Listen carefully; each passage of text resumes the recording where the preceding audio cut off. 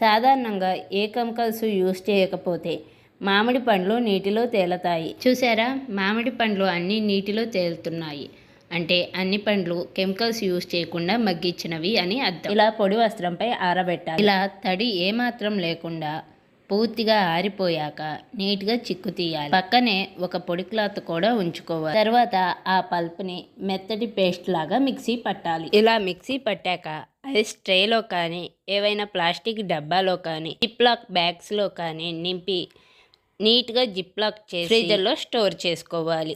మిగిలిన పల్ప్ అంతా కూడా ఇలాగే అన్ని జిప్లాక్ బ్యాగ్స్లో సర్దుకొని ఫ్రీజర్లో స్టోర్ చేయాలి. ఇలా ఒక ఫుల్ నైట్ ఫ్రీజర్లో ఫ్రీజ్ చేశాక ఇవిగో ఇలా ఉంటాయి. ఇక ఈ పల్ప్ని ఏ కాలమైనా ఎప్పుడైనా జ్యూసెస్, స్మూతీ, కుల్ఫీ, ఇంకా ఐస్ క్రీమ్, మామిడి తాండ్ర ఏది కావాలంటే అది చేసుకొని